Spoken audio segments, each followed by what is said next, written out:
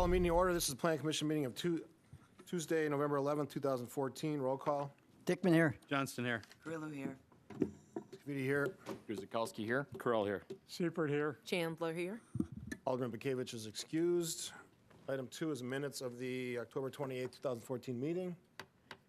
Dickman makes a motion that we approve the minutes of the Tuesday, October 28th, 2014 meeting. Seifert seconds. Roll call. Dickman, aye. Johnston, aye. Grillo, aye. Scavidi, aye. Guzikowski, aye. Curl, aye. Seifert, aye. Chandler abstains. Item 3 is significant common council actions. Carrie. Council approved of professional service agreements with Smith Group JJR for Lake Vista planning, programming, and conceptual design, Lake Vista schematic design of lakefront connection to Bender Park, Lake Vista community park and playground construction documents, Lake Vista terrace and access to the lake construction documents, also approval of resolutions approving CSMs for the property at 7941 South Howell Avenue, and a resolution for TID 11 number 11 development agreements with Drexeltown Square B3 LLC and Drexeltown Square C4 LLC. Mr. Mayor. All right, so we got 2 public hearings scheduled. One is a sign appeal hearing scheduled for 6, and another one is a 7 p.m. on the TIF. Are we bound to the 7 p.m. time on the TIF?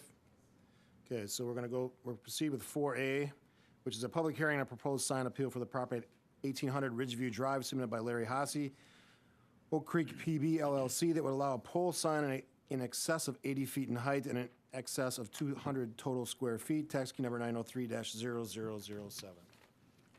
Pete. All right, thank you, Mr. Mayor. Would you like me to read the public hearing notice into the record? City of Oak Creek notice a public hearing before the Plan Commission. A public hearing for a sign appeal will be held on Tuesday, November 11, 2014 at 6 p.m. at the Oak Creek City Hall Common Council Chambers, 8640 South Howell Avenue, Oak Creek, Wisconsin, 53154. The appellant is Oak Creek PB LLC, also known as Peterbilt. Tax key number 903-0007. Property is located at 1800 West Ridgeview Drive, requesting a variance from section 170706 sub E, which states that pole signs shall not exceed 25 feet in height, not exceed 100 square feet in area, and only be permitted in the B4 Highway Business District. If granted, this variance would allow the applicant to erect a pole sign 80 feet tall and 310.5 square feet in area located in the M1 Manufacturing District at 1800 West Ridgeview Drive. Zoning of the property is M1 PUD. All interested parties wishing to be heard and invited to be present, dated this 23rd day of October 2014. Plan Commission, City of Oak Creek, Wisconsin. Stephen Scafidi, Chairman. All set? Yes. This is a public hearing. If you'd like to step up to the mic and state your name and address, you may present the comments or questions to the commission. And to give a little background before we open it up to comment, just want to reiterate that the applicant is seeking a variance.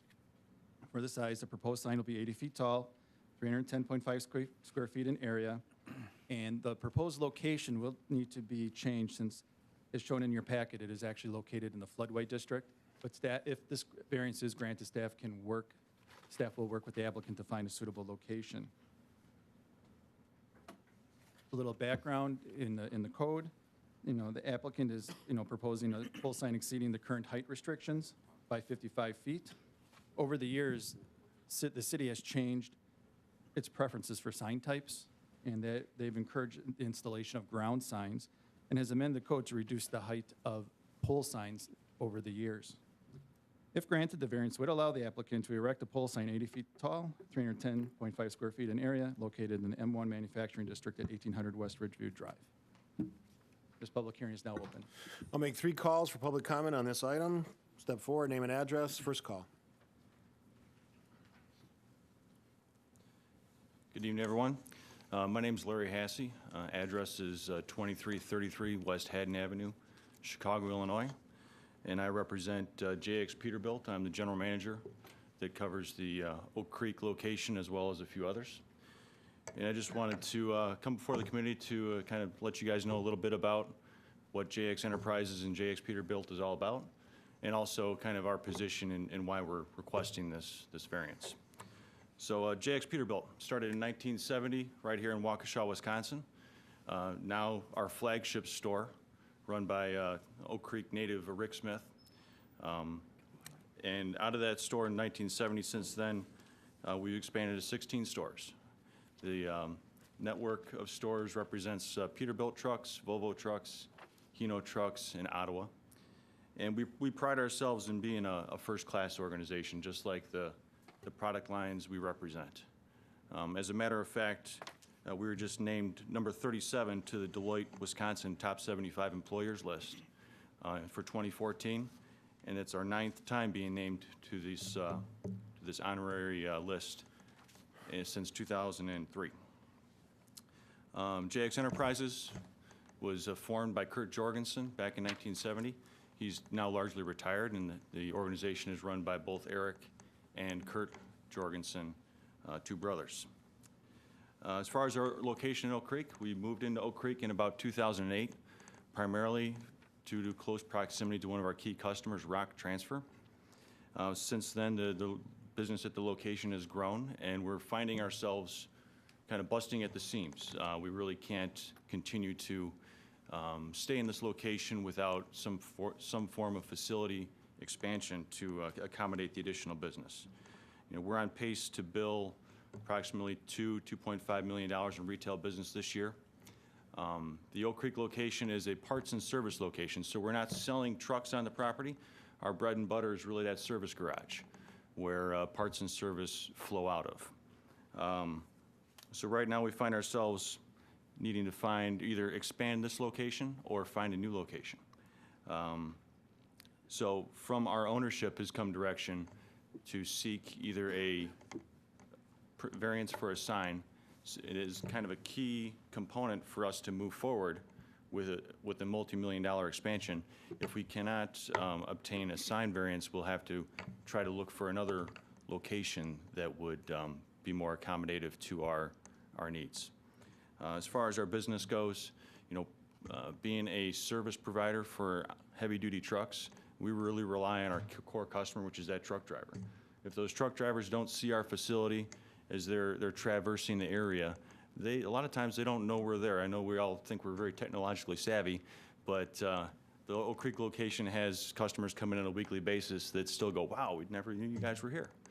So that's one of the things we're trying to achieve to justify a facility expansion, is improve our visibility and our notoriety in the Oak Creek area, the thoroughfares, the highways and byways. Beyond that, visibility being key to our business, it's primarily an objective for us to seek to stay in our current location and expand it. And also, beyond that, we believe that a pole sign of this nature is not detrimental to the overall character of the neighborhood. There are several pole signs of like height and size within close proximity. Granted, our zoning does not permit it. That's why we come before the committee to seek your hopeful approval and authorization. Thanks. Thank you. Second call for public comment on the sign appeal.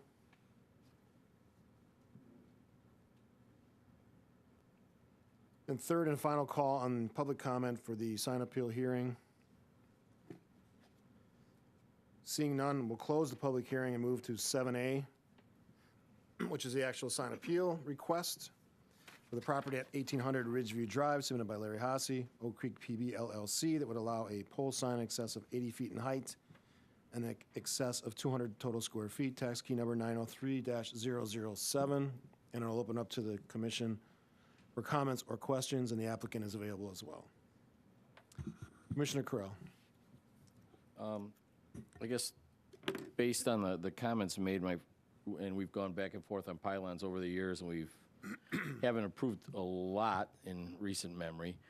Concern would be where it goes next. It fits there, but on one hand, the business is thriving and you need to expand.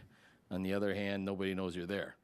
So I'm a little confused as to which was what. I agree the sign would be advantageous, but a little bit, if I understood correctly, you're saying if we don't approve this, then Peterbilt doesn't expand. Should I approach the... Yeah, absolutely.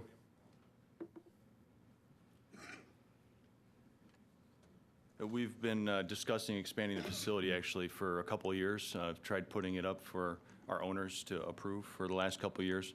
And what it came down to earlier this year was, from the ownership of our company, before we're going to authorize any expenditures for an expansion, we want to have permission for a sign. And you make a very good point. Yes, we are busy, and it's a 3-bay small shop. So what we have is a 24-hour operation going with 3 technicians, 3 mechanics working on each shift, 1 in each bay. So while it's busy, it's very busy, but it's very small. So we need to attract more business to The additional justify- sign is going to justify the, Absolutely, coming down from the ownership. thank you. Commissioner Chandler? I have a question for planning. For the other pole signs that are in the area, how tall are they? Are they the same height, 80 feet, or is this the tallest one, potentially? They're similar in height. I can't tell you exactly the height of the additional ones. The key thing in those other areas, they were in the B4 district, where we allow pole signs. And a lot of those pole signs that are in that area were signs that were constructed in the 80s and 90s. And at that time, 40-foot tall pole signs were permitted.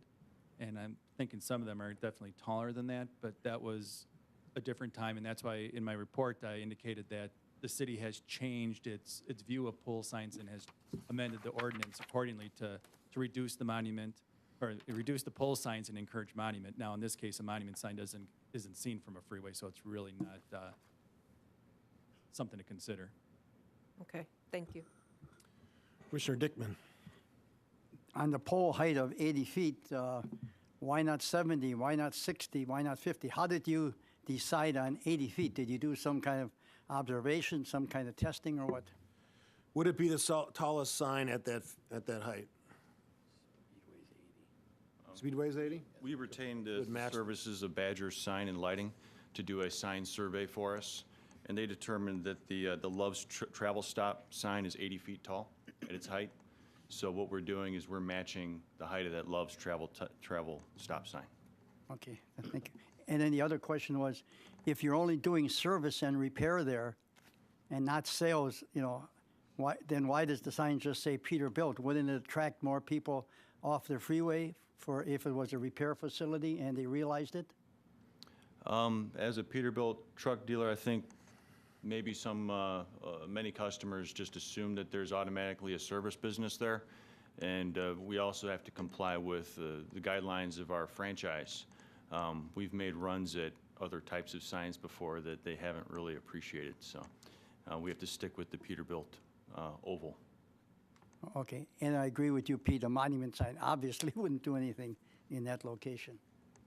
Mr. Johnston? Are you open to a smaller sign? Or are you stuck at the 80 feet?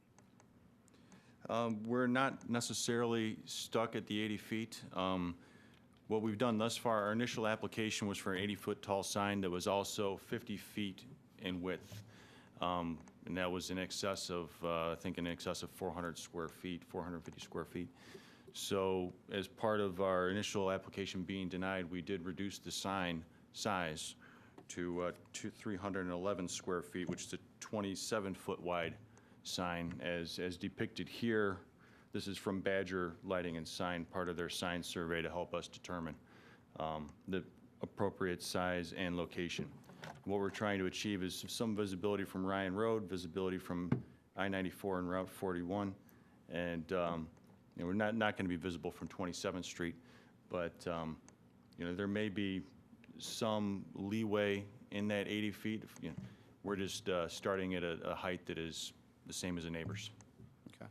Is that Love's? Yes, that's Love's. The other thing for the commission, we had, was it Tread Rock that was just here a few months ago, that's just down the road from here, that wanted the wall sign. They would be the next one that would be looking for a big pylon sign out here as well. Board's lighting up. Commissioner Siepert? The question I have is, what about other signs in your other businesses? Do you have signs that are similar to the one you're requesting, or are they smaller? I think I should just stay up here. Well, we've got quite a few signs around. If you go south on I-94, we have a location in Wadsworth, which I think is one of the largest Peterbilt signs in existence. It's the old neon-style sign. So that's, it's similar in height, but yet larger in size. The Waukesha location has a similar sign off of, that would be off of 43. I'm sure you're all familiar with it. I see a lot of shaking heads, which is also similar in size, but lower in height. And then as you go through some of our other locations, we've got several, most of our locations have a sign of this nature. What's the average height that you have on those signs? That's a good question. I really can't speak with that to any certainty. Commissioner Crowell. Pete, do you want to interject first? I just wanted to remind the commission at the end of the report that we have the 5 criteria, A through E, to consider when looking at a variance, and that, you know, the commission should try to apply those criteria, and the applicant did include in the report, applicant submitted a narrative that addressed each of those criteria. Just something to think about as we're deliberating whether or not to grant a variance. Please, Randy. Okay, back to me, Steve. Yeah. Two things. To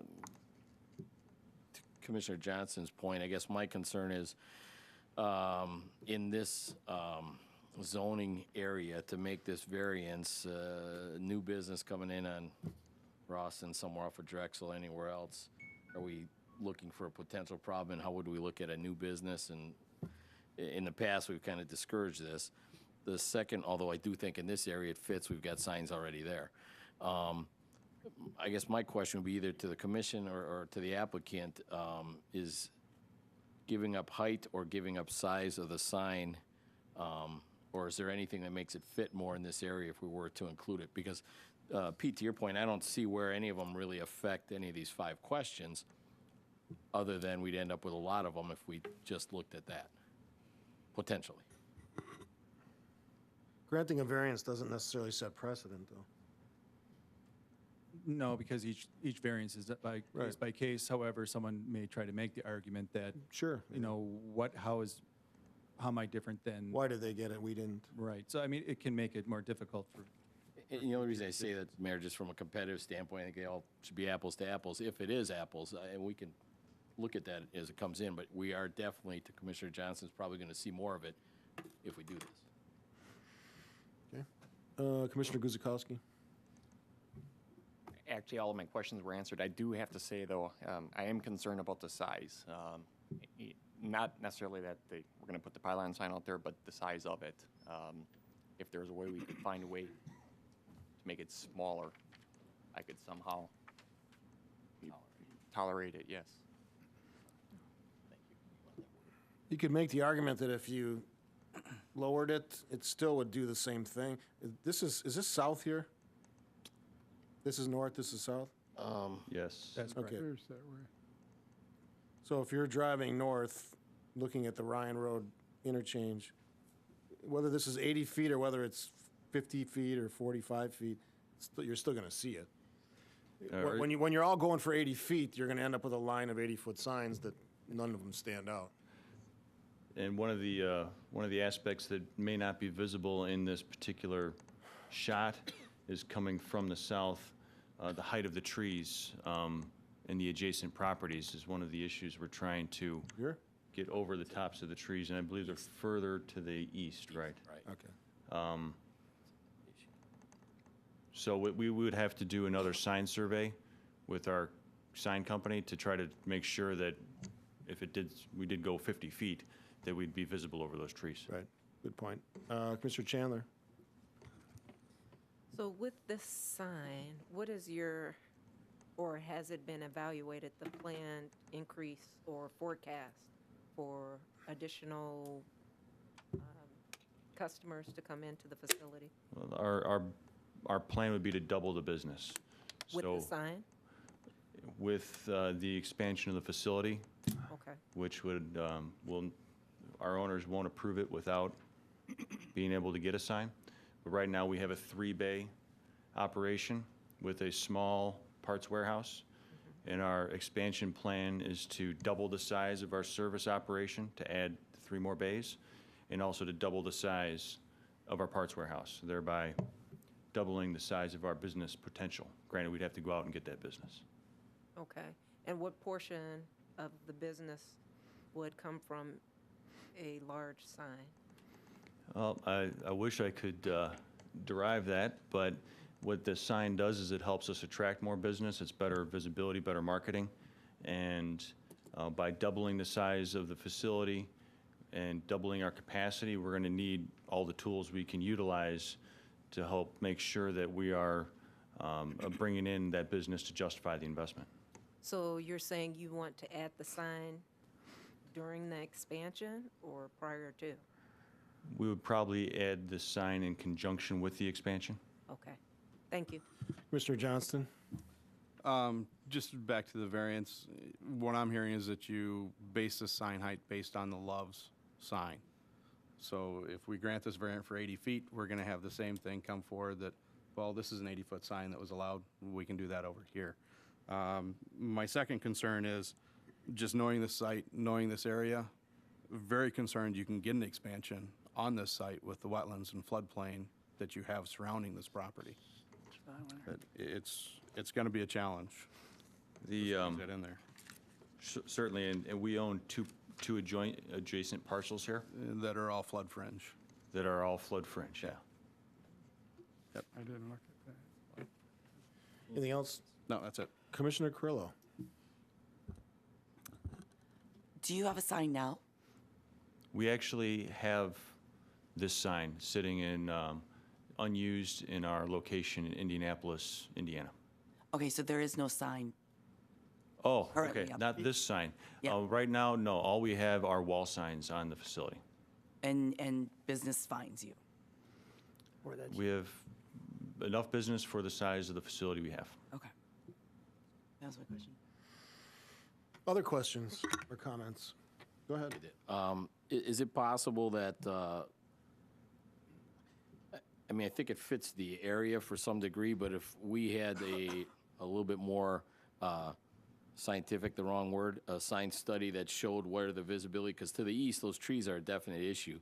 And I think he may find that he needs 80 feet if he's looking for that type of, that look from that side from the east. But we really don't have anything that's telling us it needs to be 80 feet other than 80 is a big number. There's one that's already 80 and it would look good. I mean, I agree with that, but it'd be easier to justify if we saw some type of analysis that showed why, what you're gaining by getting up that high. Otherwise, to the mayor's point, if you're still visible, we keep them down at a site that's tolerable. I'm looking more that way. So I'm just throwing it back. Commissioner Dickman? Okay, I do agree with those comments, by the way, but I also want to know, is this sign illuminated at night, or I didn't see anything in this thing? Yes, it is illuminated. Okay, thank you. It is. So the commission has to decide if they want to grant the variance, and if they did grant the variance, they could decide to lower that permissible height, correct?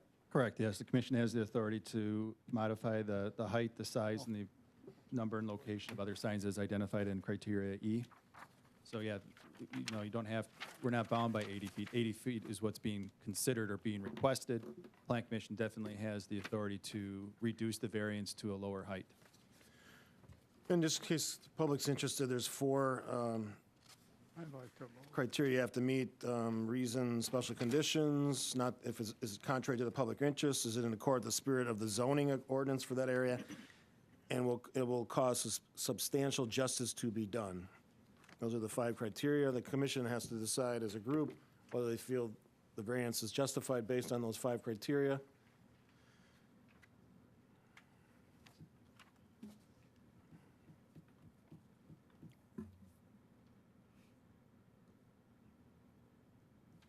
Any additional comments from planning? No, not at this time. Well, I can add one comment that the old sign ordinance was 40 feet was the height that was permitted for pole signs prior to the change. Go ahead. I want to add one more thing. When I look at the 5 conditions, I look at number 5, and I circle one word there, the second section in, it says there will be further consideration of a facility expansion project potentially bringing additional investment and jobs to Oak Creek. Then I listened to where can they expand on the property, as Commissioner Johnson said. I'm kind of looking at the whole package. Either we know that they can expand, and then we can look at the potential for a sign, but not approve the sign and then hoping they can expand. I don't like that idea. For a sign variance, does the expansion matter at all? So that discussion is irrelevant. Correct. It's always great to hear someone talking about expansion and jobs, especially as mayor, but to this discussion, it's really not relevant. Okay. Doesn't sound like the applicants totally understands what the limitations on the property that they own now. But they're doing okay now. Yeah, well, if you're talking about expansion, typically that means you're moving in the right direction. Okay. Commissioner Carrillo. Just to be clear, right now, our code states 55 feet is the highest it can go. No. No, it can go 25 feet. It's a 55-foot variance they're asking in addition. Oh, okay. So 25 feet, and that would be throughout the entire city. For all pole signs in the B4 district, yes. Okay. Right now, we don't permit M1 pole signs, so the variance tonight is going to grant 3 variances. First, the overall height going from 25 feet to 80 feet. Second variance is we only allow 100 square feet on a side with a maximum of 200 square feet. The way the city determines the area of a sign is the smallest regular polygon, so the rectangle around the oval, so all the dead space around it gets penalized. That's why it's 310 square feet. And then the third one is to allow a pole sign in an M1 district. So those are the 3 variances that are being considered tonight. Now, the commission has the ability to modify the height, modify the size, and in number and location. Now, right now, the proposed location I mentioned earlier is in a floodway. I believe the applicant can relocate it, still meet the setbacks, not a problem. But it's up to the commission to determine whether or not Right. that height and size is appropriate for this location. And I just see that we're going to be going through a lot of signage in the next coming years with all the new construction. And I just don't see the need that this business can't survive or grow without this massive sign. And then it'll set a precedence as we go forward on people wanting, I mean, we're not even close to the recommendations of the city codes. So that's my concern, is that from here on out, we're going to be dealing with these huge signs on other companies. Commissioner Carrillo. You've already made my point, Mayor. Okay, so what does the commission want to do?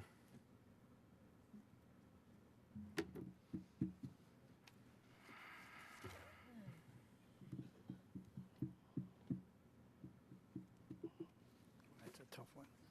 Commissioner Carrillo makes a great point. You're asking for a proliferation of 80-foot signs along that corridor because you can make a case that any business that doesn't currently have a sign could have more business and could possibly expand in most cases based on the fact that they're going to have this massive sign on the freeway.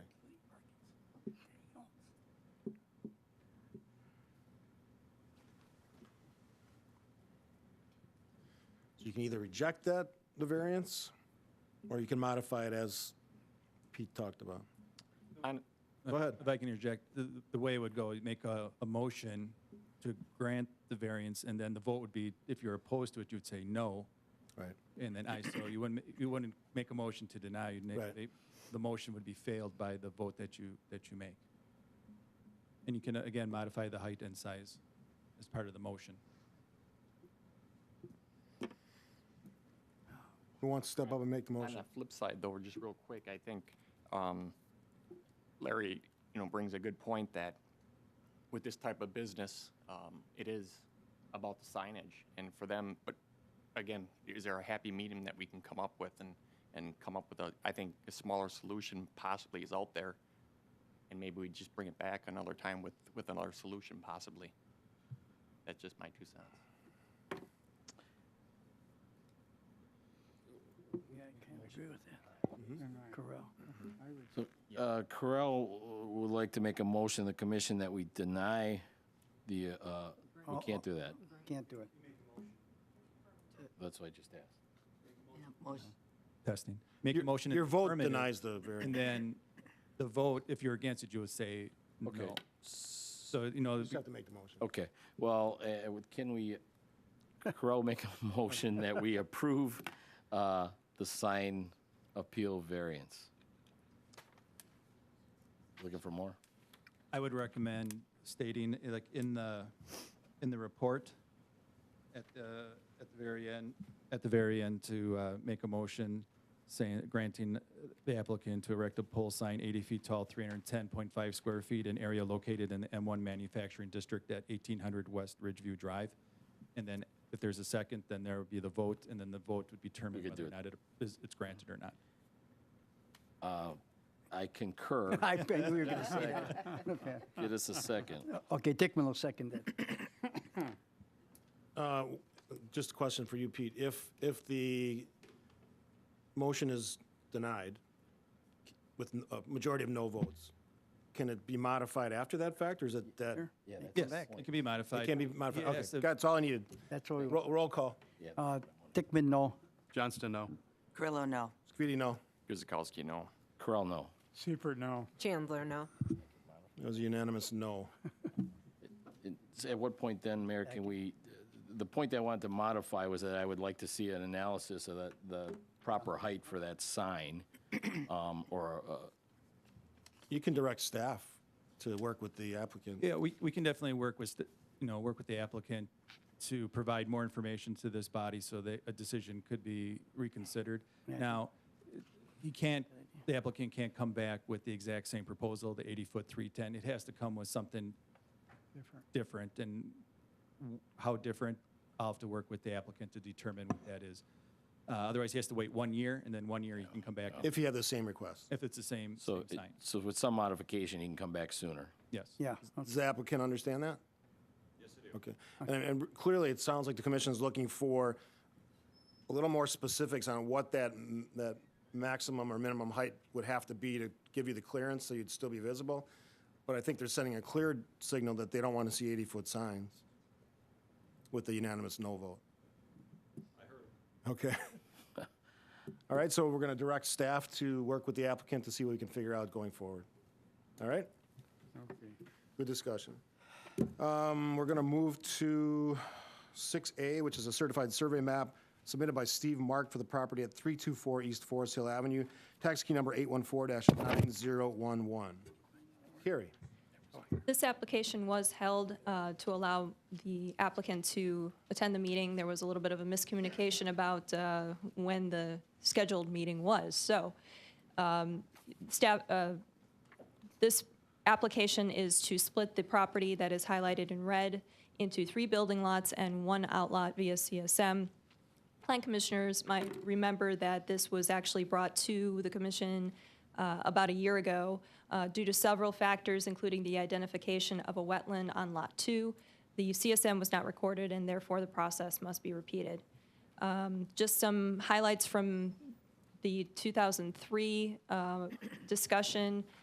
It was noted that East Forest Hill Avenue is a minor arterial roadway, and it requires management and control access by the comp plan.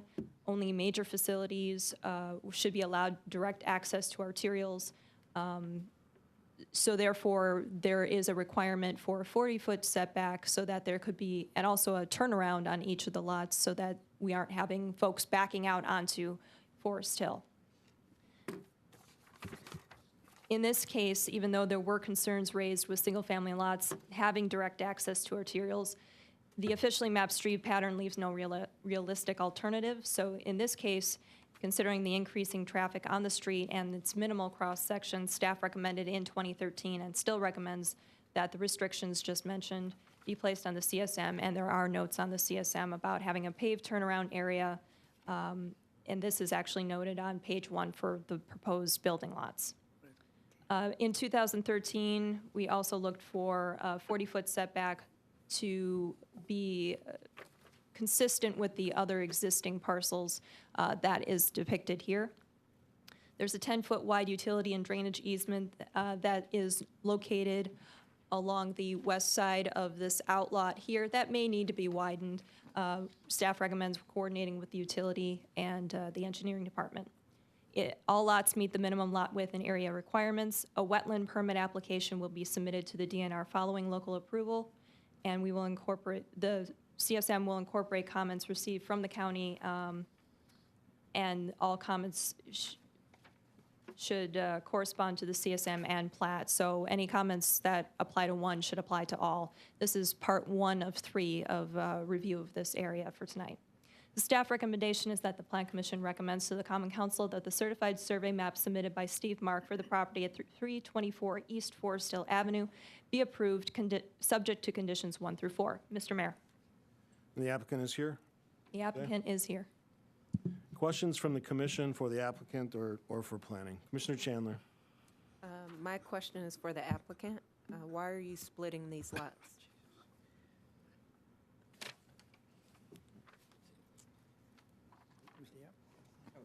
You have to come up to the mic. Here we go.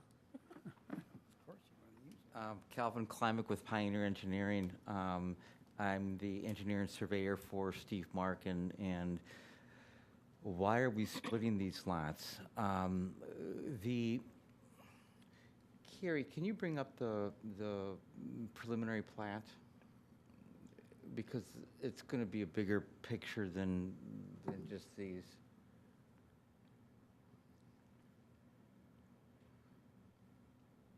Okay.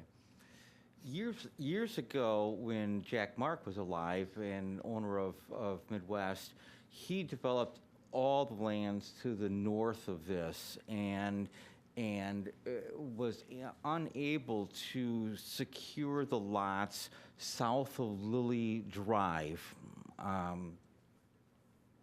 You want a laser pointer?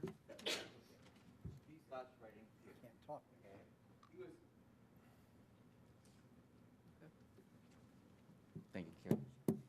He was unable to secure those properties, and therefore, it would be virtually, it's suicide to take and build a single-sided road for any developer. And so recently, a year and a half ago or so, this land right here, coming up to there, right about there, became available, and that land was purchased by Midwest. And so what we did is we said, okay, we'll just peel off 3 lots here on Forest Hill, and then this 4th outlot, or this outlot right here, will be our detention basin, conforming to stormwater management requirements of the village or of the city. And then that will be the first certified survey map right here of those 3 lots. And then they presently owned all of this, and it comes all the way over here. That's what's going to be the second certified survey map. And so we're only dividing a portion of this land here on the second certified survey map into lots. And this lot right here is going to be part of our stormwater management pond. That pond there handles a great deal of off-site drainage from the north and from the west, and we've been working with engineering very closely on getting. What we're trying to do is we're trying to minimize downstream flooding as best as humanly possible, and I think we're almost to a solution that whole development, once this is all done, should be pretty close to 2014 standards, where when that development was put in, there was no stormwater management requirements at all. So we're sacrificing lands and working with the city to eliminate and bring that into current conformance of the whole development. And then these last 4, well, then what we're going to do is right there is the end of the road, and right here is the end of the road. And so Plan Commission's already said we have to connect up that road right here. And so it all conforms with the overall official map, and that's why we're developing the property into single-family lots. And in your mind, it finishes the neighborhood that was designed? Years ago, yeah, by Paul Molesky and Right. and others. Okay. Thank you. Other questions? Mr. Seipert? Yeah, I have a question about Lot 2 and the wetlands that you have on that. Yes. Is that a good use for Lot 2? We've been going round and round with engineering and planning on Lot 2, and we discovered that there is the wetlands, there's a little wetland pocket right here. Right. This whole area years ago was filled by the owner, okay? And right here is his driveway, and it's all grass, okay? But it does have some emergent wetland growth that is classified as wetlands, and it also has the hydric soils and the mottled soils that conforms to a wetlands. What engineering has a concern about the buildability of the house behind the wetlands, and so what we've done with engineering is we've said, this is what we're going to do. We're going to get the CSM approved, okay, because it divides the lots, and now we have one lot to deal with. After our plans are all approved, and Brian just got a revised set of plans here tonight, and so I expect in the next couple of weeks we're going to have full approvals from the city. After that happens, then we're going to be making permit applications after the CSM is done to the DNR to fill that wetland area, and then we'll be coming back and actually changing the building envelope to come down to here, and so I'm 80% sure that we can do that, but until you actually move forward, and I can't stop the process to fill out an application now, because that'll be your next question, Fred, and it'll just shut everything down, and I can wait for 4 months or 6 months until the DNR says, okay, yes or no. And so we'd like to get our approvals, get the CSM recorded. Also, it doesn't show on here, but that wetlands actually comes down like this, and it's in your right of way as well, okay? And so we're going to be making a joint application with the city to fill in the right of way together with the wetland area. Okay. It benefits both of us. Commissioner Johnson, is that your understanding of the conversations with engineering? Do you feel that the remedy he's talking about would deal with some of those situations? Absolutely. We have worked extensively with planning and Calvin on getting a solution to this whole area and the drainage and the impacts to everybody along this corridor, and we've had drainage concerns that we're trying to deal with here. So Okay. we worked well. It's a great plan, Mr. Mayor. Any other commission comments? I see a resident waiting to jump up to the mic. You have some comments? Yes, sir. That's a great plan, yeah. Mark Beaumont, 300 East Forest Hill Avenue. You're immediately west of the property. Yes, Mayor. Mr. Johnson says it's going to be good with that Lot 2 with that retention pond. Is that what you call it? I didn't call it anything. No, it's wetlands. The Wetlands. wetlands on this one. We're talking about the wetlands right now. We haven't got to the detention pond that's next to That's your clear. property. Okay, so, but Lot 2 isn't next to my property No. then? Right. Okay, so, okay, thank you. Okay. Any other questions or comments from the commission? Question related to this item? You got to come up to the mic. Name and address, please. Tim Chamberlain, 101 East Oakfield Drive in Oak Creek, Wisconsin. Can you put that other map back up? Because he said he was going to finish the subdivision. I said Which, what, I said or that. somebody did. Yeah. Where they finished that road going up Lily Drive up to Alyssa Lane there. Mm-hmm. But you see that road or it's actually gravel road that goes back through the subdivision and connects up to Glenfield Drive. Right. Is he going to finish that section of road to finish the subdivision? Or I think are that's they outside gonna? of the scope of what we're talking. Yes, that'll actually be in the third item on the agenda for new business, so, or old business, rather. Yeah. Okay. Other questions? You guys got good questions, just too early. Yeah. Any other questions or comments of the commission? If not, a motion on, what did I do with my thing here? 6A. T. Dipkin makes a motion, the Plan Commission recommend to the Common Council that the certified survey map submitted by Steve Mark for the property at 324 East Forest Hill Avenue be approved with the following 4 conditions. Number 1, all technical corrections are made prior to recording. Number 2, that the utility and drainage easement along the western property line of the proposed Outlot 1 is updated per the requirements of the Water and Sewer Utility and Engineering Department prior to recording. Number 3, that a detailed grading plan is submitted for review and approval by the City of Oak Creek Engineering Department prior to recording. And number 4, that a paved turnaround area be required on all building lots. Seifert seconds. Roll call. Dickman, aye. Johnston, aye. Grillo, aye. Scafidi, aye. Guzekowski, aye. Corral, aye. Seifert, aye. Chandler, I. All right, moving to 6B, certified survey map submitted by Steve Mark for the property at 400 East Lily Drive, tax key number 814-0256. Carrie.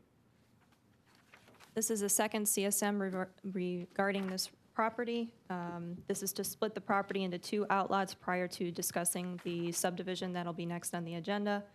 You will recall that this was also brought before the commission in August of 2013. Same as the previous CSM, the process must be recorded due to some concerns and some factors that led the CSM to not be recorded.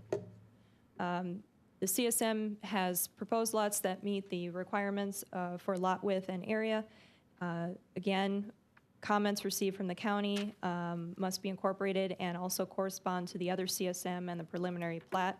The staff recommendation is that the Plan Commission recommends to the Common Council that the certified survey map submitted by Steve Mark for the property at 400 East Lily Drive be approved subject to conditions 1 through 2. Mr. Mayor. Thanks, Carrie. Comments? Yes. The purpose for this certified survey map is this whole parcel, starting here and coming down and coming over to this road and then up and over to the subdivision, when Jack passed, that land went to one of the girls. And so what the function of this certified survey map actually transfers from Lori Lane over to here, this rectangle, over to the Development Corporation so that they can develop it, and so the sister will own and retain Outlot 1, which is west of Lori Drive, and that's the reason that this certified survey map was even prepared. It's just to transfer ownership. Okay. Questions? Commissioner Chandler? Are there any changes since this was submitted in 2013? There have been minor changes based on discussions with planning and engineering regarding the configuration of the proposed road, et cetera, but nothing entirely majorly different. Okay, thank you. Entirely majorly. Yeah, it's been a long day. It's cold. You coined a new phrase. Any other questions or comments? Never mind. Seeing none, motion on 6B. Johnson recommends that the Plan Commission recommend to the Common Council that the certified survey map submitted by Steve Mark for the property at 400 East Lily Drive be approved with the following conditions. 1, that all technical corrections are made prior to recording, and 2, that all utility and drainage easements are updated prior to recording. Chandler, seconds. Roll call. Dickman, aye. Johnston, aye. Grillo, aye. Scafidi, aye. Guzekowski, aye. Corral, aye. Seifert, aye. Chandler, I. And the third one of the 3 is item C, which is 6C, which is a review of a preliminary plat submitted by Midwest Development Corp. for the Oakfield Village Addition Number 2, located at 324 East Forest Hill Avenue and 400 East Lily Drive. Tax keys numbers as listed. Carrie. This proposal is taking everything that we've discussed and making a preliminary plat to deal with all of the property. It's to split the property into 3 building lots and 1 outlot. This would be known as Oakfield Village Addition Number 2. Again, with the CSMs, the process must be repeated from 2013 due to unforeseen circumstances. The building lots and outlots are all in compliance with local requirements. We have been working extensively to ensure that everybody is on the same page with this proposal, and I understand that there are some revisions that may come after this. Stormwater infrastructure is going to be located on at least one of the outlots. Again, comments from the utility, Milwaukee County, and engineering would have to be incorporated into the final plat. I have to apologize, there was an error in the report on the wording, but the staff recommendation is that the Plan Commission approves the preliminary plat for Oakfield Village Addition Number 2 at 324 East Forest Hill Avenue and 400 East Lily Drive, subject to conditions 1 through 3. Mr. Mayor. Okay, so there was a couple people that came up. This would be an appropriate time to ask your question or direct your comments. I don't have any commission comments sitting here, so. My question is, and excuse me, because even with me wearing glasses, it's kind of hard for me to see that down there. But on the, would be the southeast corner of Forest Hill Avenue on that last map. Southeast corner. Forest Hill, at the end of, so, yeah, right down there. My property sits right down there in the southeast corner down here? Southwest. Southwest. Excuse me, I'm sorry. Yeah. Okay, right down in the corner. Yep. And an outlot is considered a retention pond? Or is it a pond? An outlot is considered a non-building lot. So that lot would be empty? I mean, right next to the swale. I'm talking about where my property sits down there and the Mark property. We have that swale that comes through there.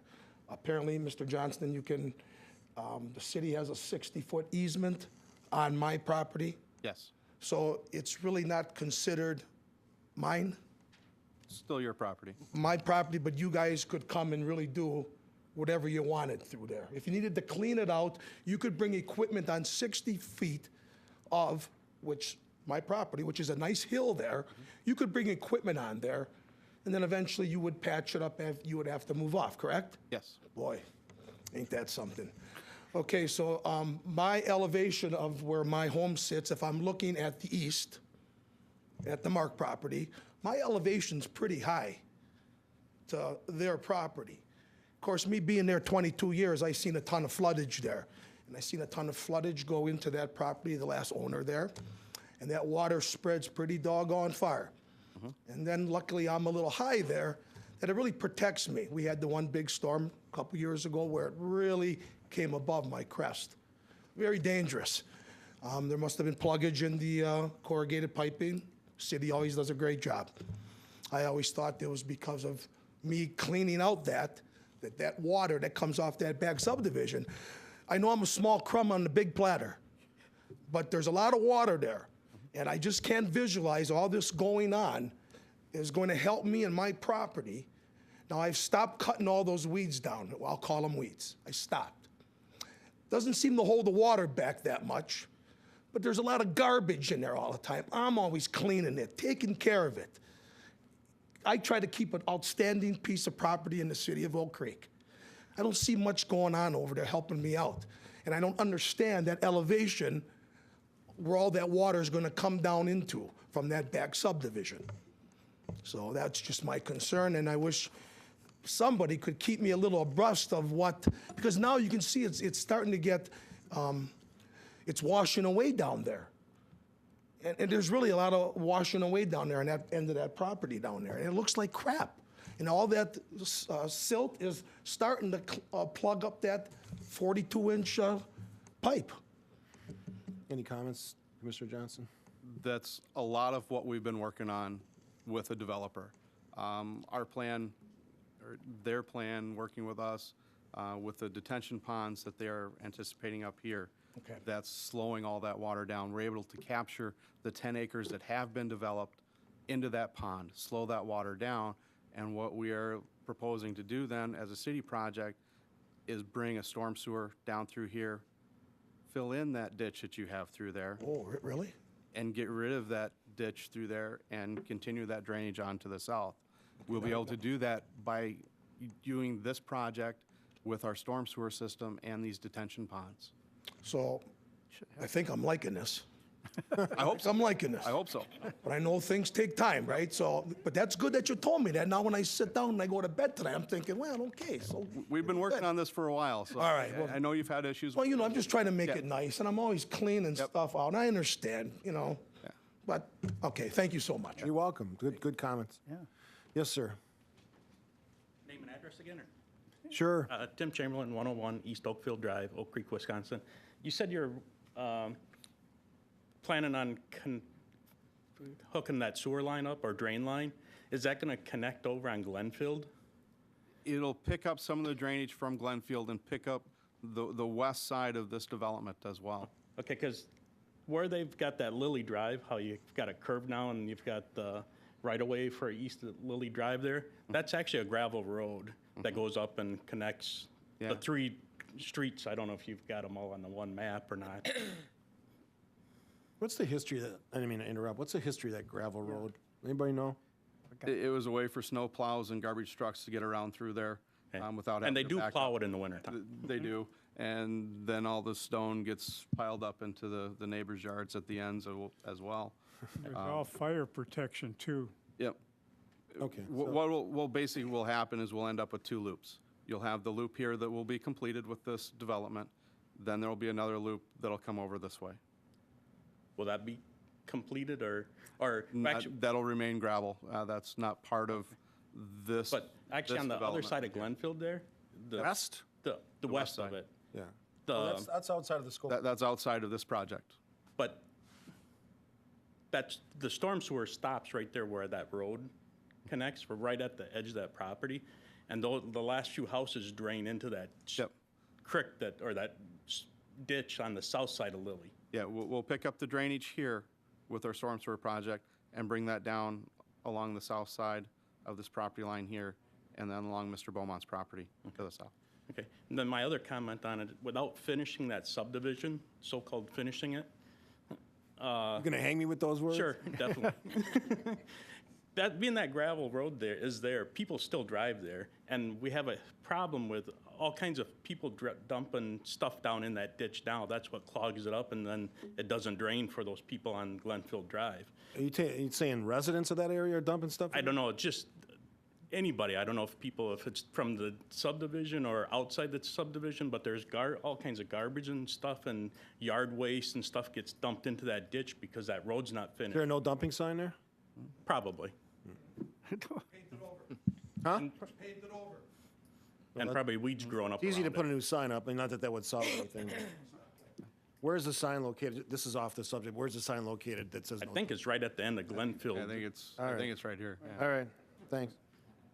Go Like I ahead. say, with it being gravel and not completed, if we're gonna finish the whole subdivision, that whole section should be taken into account to add on to this. And if you wanna add more houses to the development, which this will, if you finish the whole subdivision, that will give you more Right, well, it's buildable lots. economics, right? The developer decides how much they want to do and how much they can't afford to do, so. Okay. Ultimately, that could be part of a long-range phase, whatever, right? Well, it's been 22 years since the developer. We haven't backed out built on we this. haven't built anything new in at least 10 years, right? Well, it's been far as- 22 years since. Yeah, I know they that, yeah. built the- I grew up in Oak Creek. yeah. But if we're gonna let it go another 22 years with all the garbage and stuff that gets collected along there for the people that live there now. I tell you what, we'll it take shouldn't be next that way. mayor's cleanup, we'll hit that neighborhood.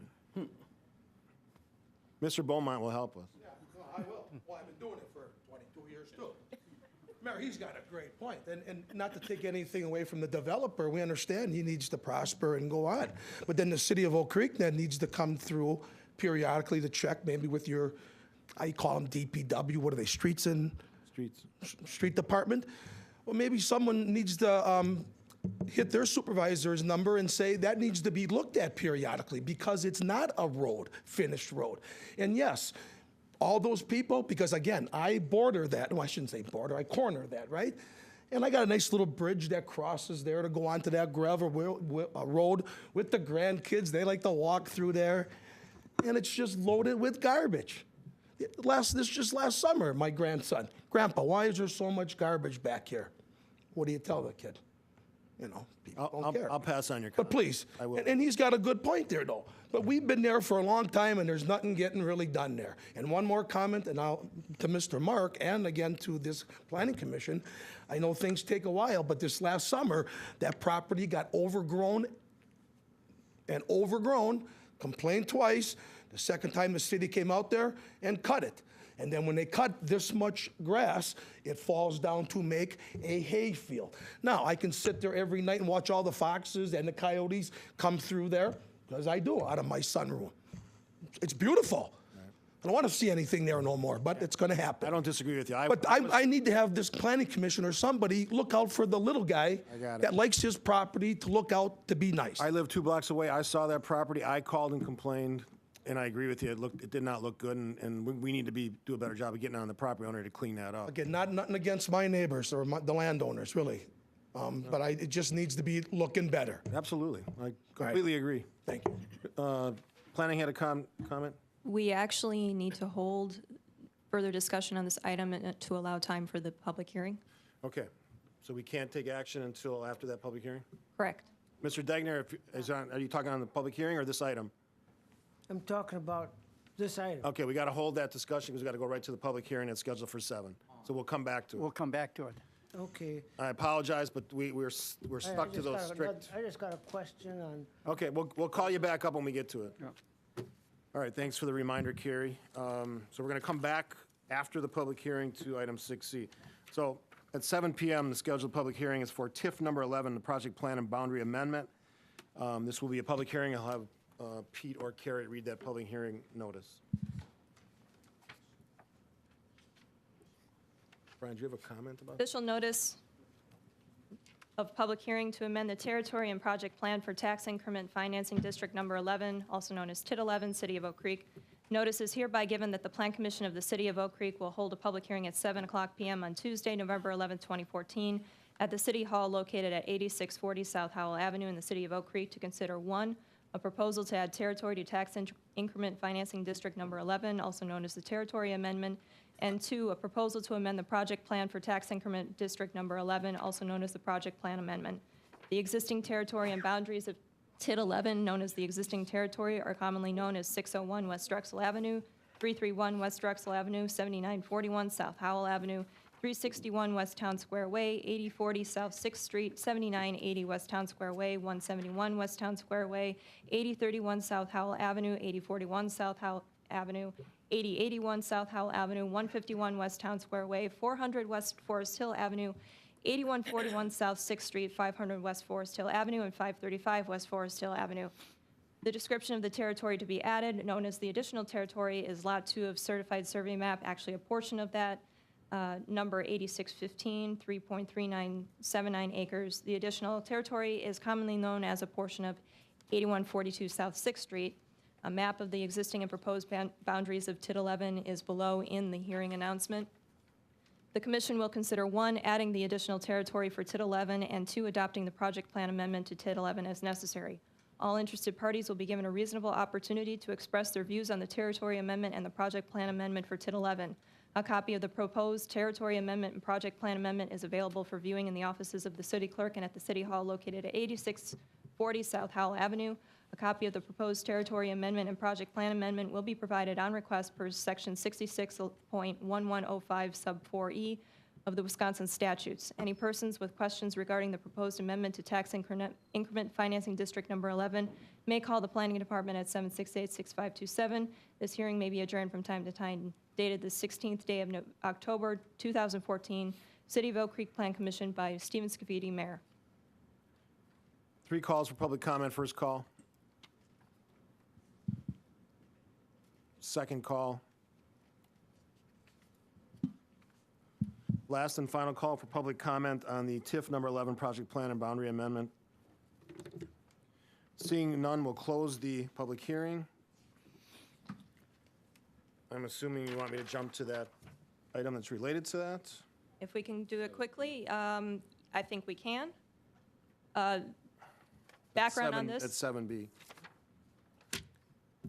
Item 7B is to consider the project plan and territory amendment number 2 for TID 11.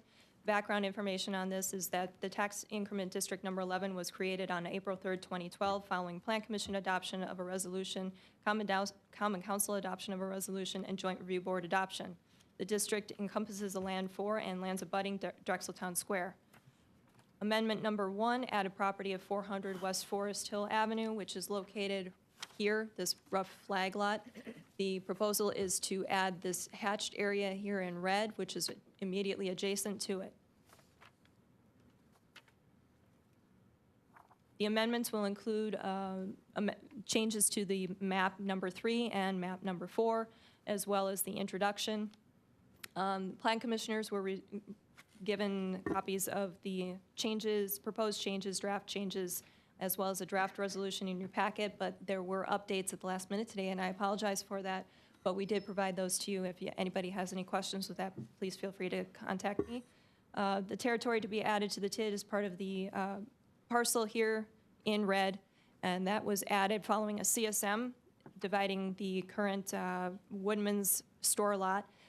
It would allow, excuse me, the CSM provided some additional land to be used for the 6th Street extension as well. As TID boundaries must follow property lines, amendment number 2 is required to reflect the new property boundaries based on the approved CSM. The right-of-way dedication for the 6th Street will also be included in the amended boundary. Copies of the amended amendment are again included in the Plan Commission packet. Should the Plan Commission adopt Resolution 2014-01, the proposed amendment will go before the Common Council for approval on November 18th, 2014. The staff recommendation is for adoption of the resolution. Mr. Mayor. Director of Planning and Community Development, Doug Seymour, is here. Doug, what are we talking about with this extension? Beyond what Carrie just said. Thank you. Really, the basis and the reason why this is being brought before you this evening is through the city's cooperative negotiations with the adjacent landowners, Woodman's, we were able to secure right away for 6th Street. And in doing so, there was some realignment of some of the stormwater ponds in that area, thus making formerly part of the portion of the lot that was pond was now available for development. But it wasn't really large enough to do anything with. So in the process of reconfiguring their parcel, they made that lot bigger. State law says that in order to have a TIF or a TIF district, the parcels have to be contiguous and whole parcels. So you really cannot have a TID boundary which bisects a property. So really the only reason that this is being brought forward is to make sure that the TID boundaries encompass whole parcels. It does add approximately 3 acres to the TIF district. It does not change really the base value of that. It's really cleaning up the boundary so that it includes whole parcels. What are you handing me? You just need to sign that. Okay. Any questions? Like right this second, or? Okay. Any questions for, go ahead. Yeah, who owns that property? Woodman's. Woodman owns property? Yes. Okay. All right, my glasses broke, so you're gonna have to bear with me here. Okay, any questions or comments? Yes. We got Commissioner Chandler. What is the financial impact of adding this land? The financial impact is minimal. It is a positive financial impact in such that whatever is developed in that parcel would be included as increment that's attributed to the TIF district, whereas right now it's a vacant parcel, and really was taking the parcel which had a good portion of that dedicated to stormwater management and had a very minimal value, make that an available development parcel by its reconfiguration. So it has a potentially a very positive impact on the TIF in the city. Thank you. Commissioner Dickman. To carry, do we already have reviewed the CSM on this? Yes. That was prior to this, so this is just a follow-up, bringing everything up to date and allow 6th Street to go through. Is that it? Simple That's correct. terms? Okay. You answered your own question. Yep. Good job. Anything else? Motion. Correll moves that the commission adopts resolution number 2014-01, adding the territory of 400 West Forest Hill Avenue and amending the project plan for tax increment financing district number 11. Dickman seconds. Roll call. Dickman, aye. Johnston, aye. Grillo, aye. Speedy, aye. Guzekowski, aye. Correll, aye. Seifert, aye. Chandler, aye. Okay, Thank you. Going back to 6C, we were in a discussion. Mr. Degner had a question. Brian Johnson had a question as Mr. Degner's coming up quickly. Go ahead, Arden. Come on up, Mr. Degner. You gonna talk about sidewalks? You're right on the, because that Lily Drive, I'm surprised, but you're probably familiar with that area. Part of Verdev has sidewalks, and the other part, south, doesn't have it. And we all know that any children or any people living in that area adjacent to what's now called Lily Drive are going to have to go out to Verdev to wait for school buses. And not only that, but in wintertime, they will also have to traverse whatever this road is, and in the middle of the road without sidewalks. And I would suggest that sidewalks be incorporated into this, so when the entire subdivision is developed, that it will be available for the young people. We just went through that same thing at Belmont Place on adjacent to Pennsylvania. That wasn't safe for them. And you've seen baby carriages in the road south of Forest Hill because there's no other place for them to go. Sidewalks were not part of that original development, and we should consider that. Thank you. Thank you, Mr. Degner. Commissioner Johnson? Good news, we are planning to put sidewalks along Lily Drive to tie the two subdivisions together. Oh, thank you. So, Boy, you talk about immediate response. 2 seconds later, he's got sidewalk. Wow. Gary, can you pull up the previous map showing the outlot? The second CSM that we approved. Just back to why aren't we finished off the rest of this? When this is all done, what this CSM did was create the right-of-way for this loop here and then create this portion to be developed. That leaves the developer with this lot here. One lot does not justify installing all of this roadway through here unless the adjoining properties are willing to develop those as well. Also, this gives us the capability of working with them to get our detention pond in here to get the stormwater to work for everything that is north of there. So, Okay. back to that point. That was all. All right. Anything else on 6C? Yeah, come on up. Name and address. Jody Hazen, 410 East Lily. You're saying that you're creating the two loops, and so that gives the fire access, postal, snowplow, et cetera. Can we get rid of that gravel road in between? Can that be filled in as regular land? That would possibly get rid of some of the garbage there. That's what we're hoping for. Okay. But you're not telling us that. You're just saying that there's going to be a gravel road there. Well, there is a gravel road. Right, that's what I'm Currently- saying. Yeah, this will be a pond here. This can go away, and we can have a finished-off road here, and then a loop on this side. Right, because if they don't get rid of the gravel road there, people are still going to cut through. You know, Well, they won't be able to cut through because they can't get out to here, because this will be a finished road with curb and gutter. okay, Yeah, so essentially we'll shut it off. okay. So who owns the Yeah, who fills? gravel road? Mayor, that's my question. Who owns that? Yeah.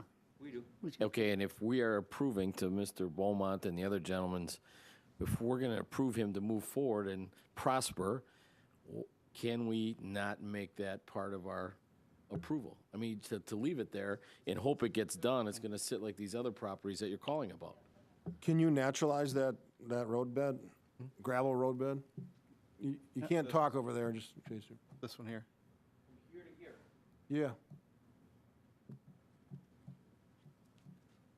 That's all going to be gone. It's going to be grass. By the time we're done,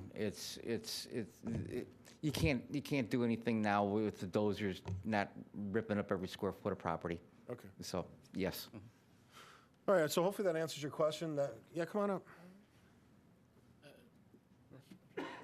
You're going to tell us you want the gravel roadway? No.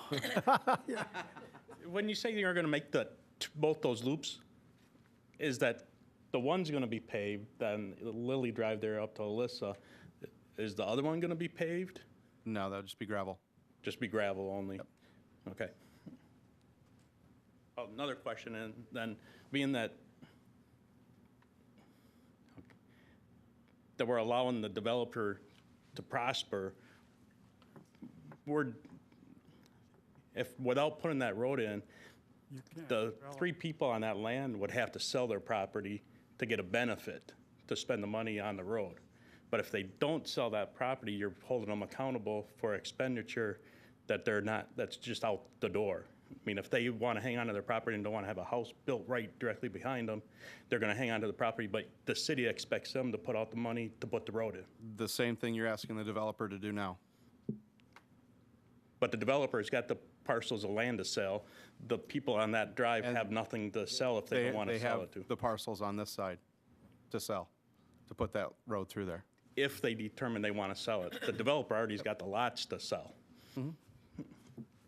Steps. These people. But that's not an issue for tonight's conversation. it's not. And so, Anything else? Commissioner Crowell, do you have a question? No, you answered. Okay, anything else? All right, motion on 6C. Somebody else take up here. Johnson will recommend, the Plan Commission recommend to the Common Council that the certified survey map by Steve Mark for the property, we're in preliminary plat, right? Let me back up. Yeah, you got to change that, yeah. Johnston recommends, or I would. Yeah. Johnston. The recommendation, the motion would be that the Plan Commission recommends to the Common Council that the preliminary plats submitted by Steve Mark for the properties at 324 East Forest Hill Avenue and 400 East Lily Drive be approved with the following conditions: that all technical corrections are made prior to recording. Actually, this, We don't need any of that. we don't need those. We don't need any of those. We just need that the third one, that comments from the water and sewer utility and probably engineering are incorporated as required. Just I one? concur. So just item 3, which will now become number 1. Okay. Mr. Dickman seconds. Roll call. Dickman, aye. Johnston, aye. Grillo, aye. Speedy, aye. Guzekowski, aye. Corral, aye. Seifert, aye. Chandler, aye. Okay. have a Yes. good night. Thank you. Yeah, thanks a lot. Appreciate it. All right, so bear with me because I don't have my glasses. So 7C is conditions and restrictions review by community-based residential facility with a capacity of more than 15 residents? Yeah. Submitted by Matthew Lyons.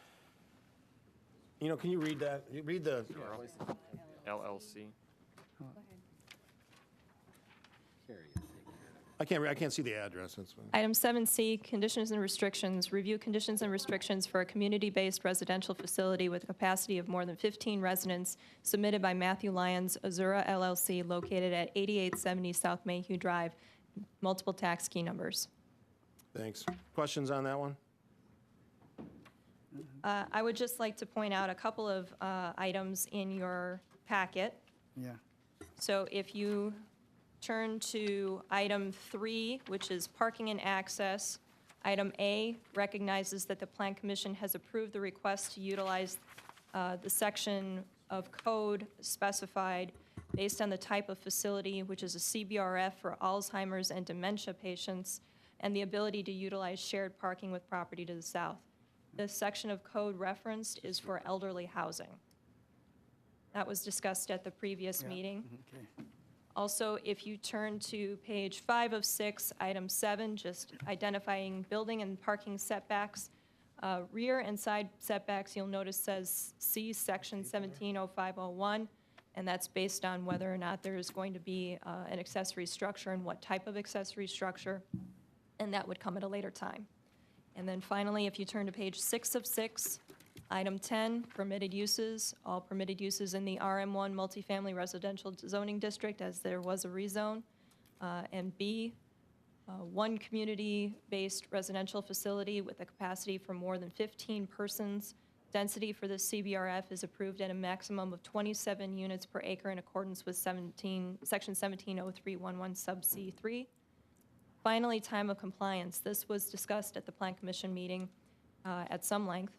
So the time of compliance says that the operator of the conditional use shall commence work in accordance with these conditions and restrictions for the conditional use within 12 months from the date of adoption of the ordinance authorizing the issuance of a conditional use permit. This conditional use approval shall expire within 12 months after the date of adoption of the ordinance if a building permit has not been issued for this use. Upon expiration of this permit, the zoning for the property will revert back to B4 highway business.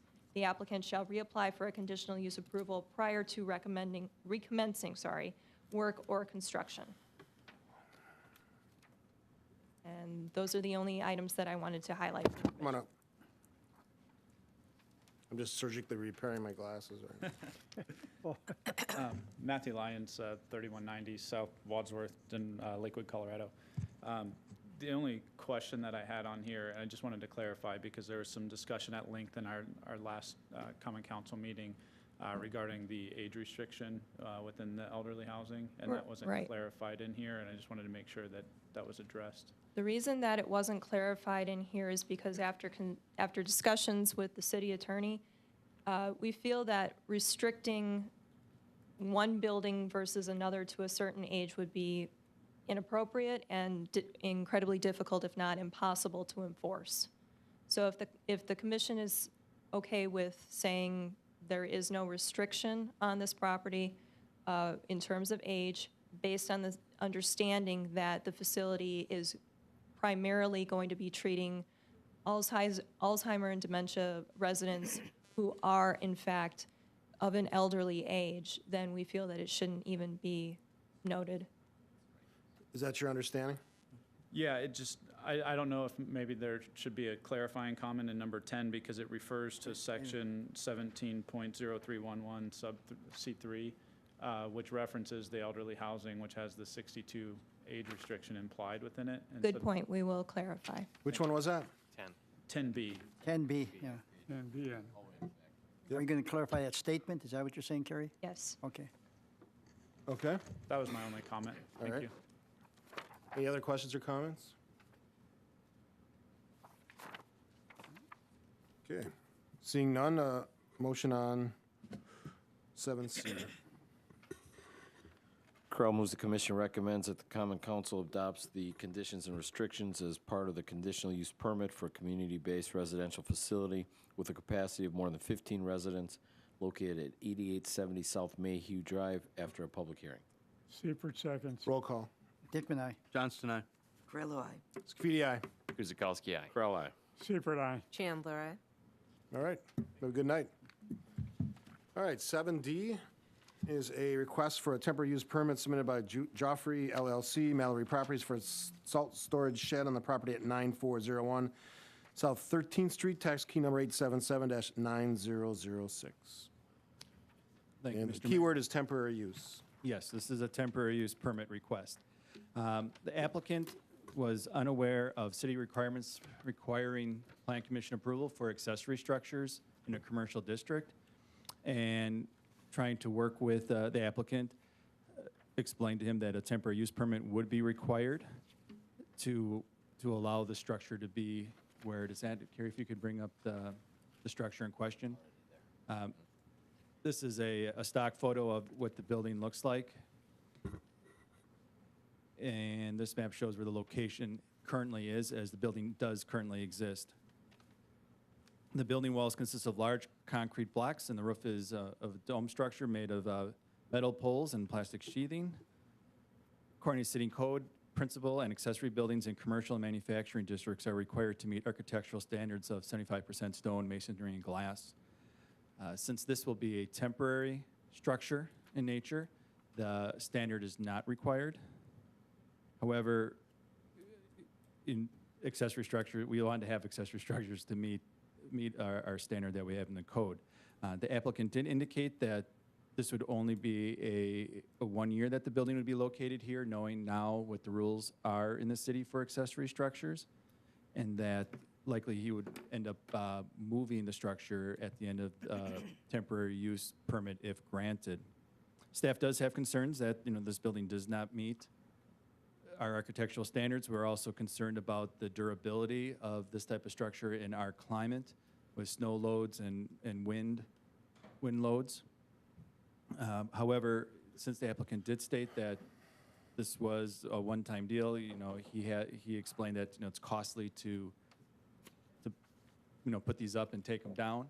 So he requested a temporary use permit to allow the salt dome to be located at 9401 South 13th Street till May 1st of 2015. So basically this salt season, or this not salt season, snow season, where we have a salt season, that's going to be something new. But having said that, staff recommends that the Plan Commission approve the temporary use permit for the outdoor salt storage building located on the property at 9401 South 13th Street with the following conditions: that 1, that all building and fire codes are met, and 2, that the permit expires May 1st, 2015. Okay, Commissioner Chandler. Who is this salt storage for? Winter Services, Inc. They are a tenant at the property at 9401. Probably the most familiar tenant there is the United Rental, is the main tenant, but this is also a tenant space in here as well. So the salt is for the city or just for their area? No, it's a private Oh, winter service service that I believe this salt, and the applicant can definitely stand up at the podium and correct me if I'm wrong, is salt storage for the snow plow removal or the snow removal at the hospital on 27th Street. Wheaton? Wheaton Franciscan? The Franklin Hospital, yes, sir. Okay. Name? Get the name. Yeah, name and address for the record. My name is Don Gotzi. I'm the Director of Operations for Winter Services, 2700 South 116th Street, West Dallas, Wisconsin. Okay. Commissioner Seaburn? Can you tell us the size of this building? It is roughly 30 by 30 feet, 900 square feet total. And height?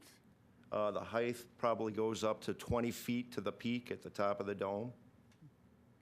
How much salt will this hold then? We can pile in there approximately 400 tons. Oh, boy. Salt. Okay. Commissioner Chandler? Since this is just a temporary use, do you have plans for permanent use for this location?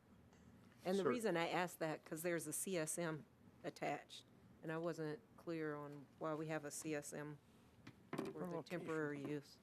Well, the purpose was to show the location of the okay. site, and it was included as part of the application. Oh, okay. So we shared that with staff, or with the commission. Okay. So plans for a future permanent use, or just We would- temporary for this year? In all good faith, we would leave this location. We don't lease any space for the property. We don't occupy the buildings. We don't keep any equipment there. It is just a hub for us to refill a truck that does the Franklin Hospital.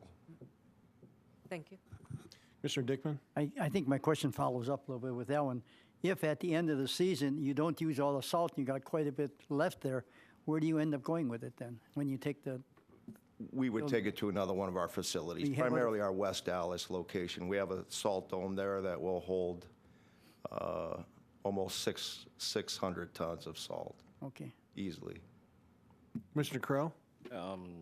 Big property, not real attractive to begin with. This is hidden back there.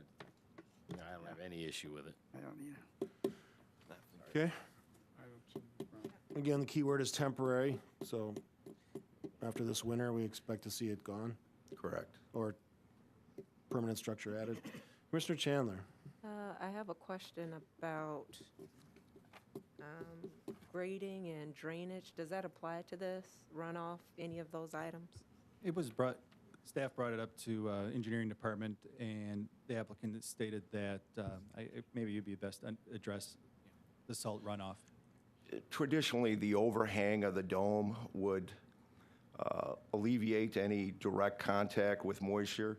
If you can see in that photo, we have it tarped, which also is a measure to help alleviate any weeping or drainage of salt. This is as full as that dome will get at this point. We will continue to diminish that inventory, if you will, until it's depleted, with the intention, obviously, of taking it down.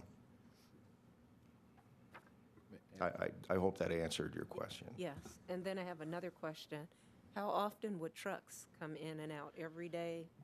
Monday? Subject to the weather, of course. Probably one truck once a day in a worst-case scenario, and that would be 1, 2 o'clock in the morning sometimes. Thank you. Commissioner Creel? Just as long as we're talking about it, I look at this as like our summer seasonal, we're selling plants, and would we not let someone put a temporary or consider a temporary structure like this for winter seasonal use? I mean, I'm looking at just like we do with, we have 5 or 6 in a row as soon as summer comes. I think it's a comparable, I mean, if they were to come forward next year, it's not that we wouldn't consider it, correct? I just want to. I don't know what I think there's a considerable expense in constructing that type of structure. It's a little different than a hoop house. Okay. Not counting the cost of the materials, there's about a $4,000 labor cost just one way. You have to rent the lift, you have to supply the manpower and so forth, and then to truck the raw material, the salt, if you will, to that location. It doesn't make economic feasibility for us to do that every year, so we would. I get it, I just seek really another understand refuge. how it worked. Thanks. To Pat's point, what stops them from coming back a year from now and saying, we want a temporary use again with the same structure next year? I believe staff has made it clear to the applicant that the only reason staff was willing to approve this was a one-time deal. It's somewhat after the fact. It's already there. Trying to work with, businesses in the area, try to, be business friendly. Idea is, let's do this one time and then relocate it, or you're going to have to go through a site plan review and try to get, a waiver to the architectural standards and get approval for a permanent storage facility on the site. Okay. Looking ahead on the agenda, do we offer that opportunity to 7F? Correct, yes. There is an applicant who's looking to create a similar structure as a permanent basis.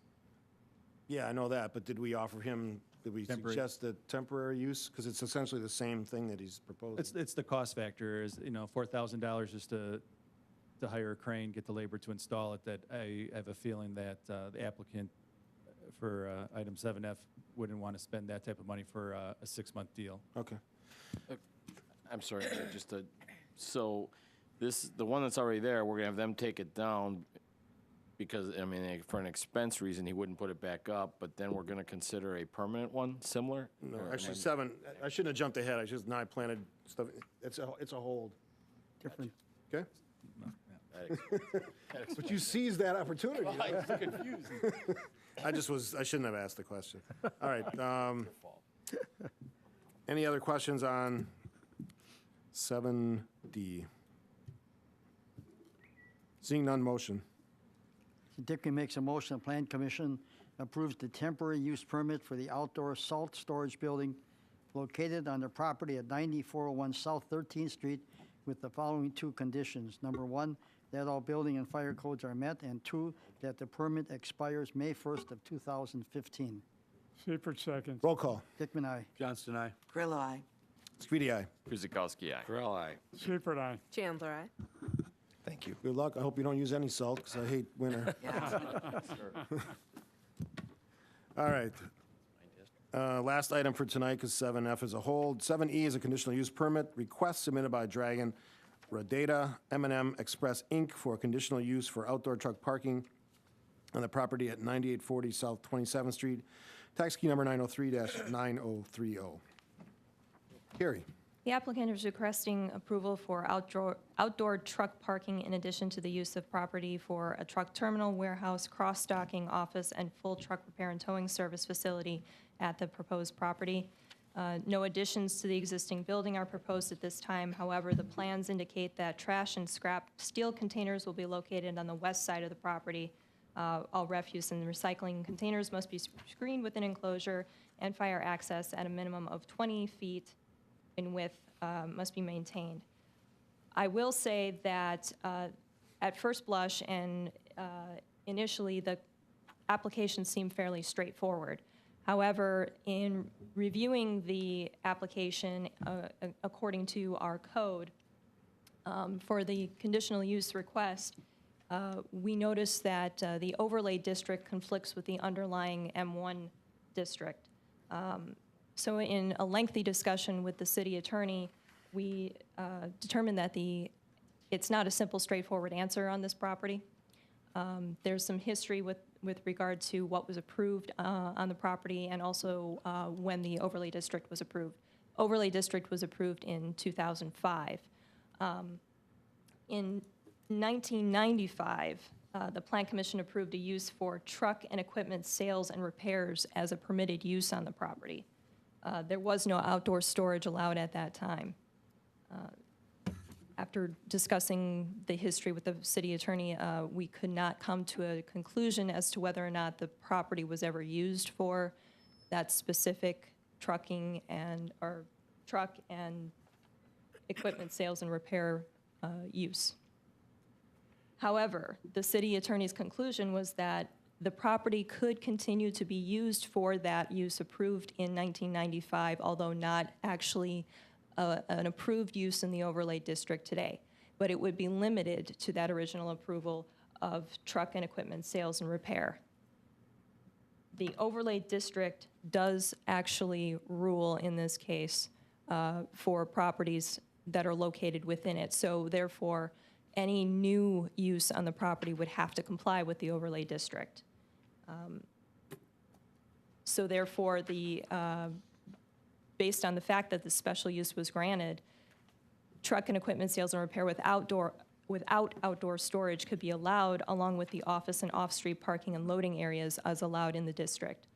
But the request for a truck terminal and warehouse cannot be approved as the uses are not allowed in the mixed-use office overlay district.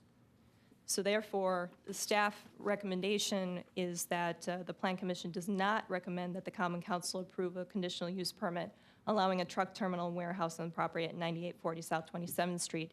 But we do recommend that the applicant be allowed to continue to use the property, if they so choose, for truck and equipment sales and repair.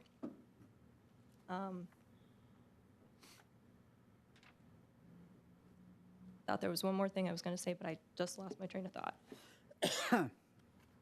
Staff did talk with the applicant today about this property and offered the opportunity to either withdraw the application if they did not wish to move forward or to come and speak with you tonight. And I believe that the applicant is here tonight. Okay, so our hands are tied on the extra use, sounds like? Yes. By the district that it's in? Yes, by the overlay district, yes. Okay. Applicant, do you have anything to say?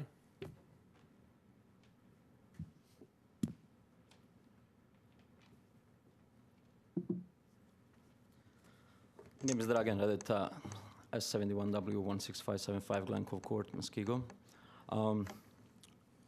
As I was mentioned here, I own the trucking company. I was currently located in West Milwaukee, and we get a lot. Property is not big enough for my operation, so we're looking to buy another location and essentially either sell the other location in West Milwaukee or lease it out to someone else. Next to my trucking business, I also have a towing business with a repair shop as well, where we do repair for my equipment and outside service as well. So pretty much, I was going to buy the property and use for truck repair, parking lot for my trucks and trailers. And now I'm not sure if that's included in, is that considered as a storage or no? Trucks and trailers? In my opinion, it's not, because, you know, I mean, we are moving them, you know, every single day, you know, I mean. Gary? The overlay district does allow for off-street parking. Now, would the trailers be full, or are they just empty until you move them off-site and go, I'm not entirely clear on what the storage of the trailers would be. Well, you know. Is if it just parking for a short period of time, or Pretty is it, much. okay. Yeah.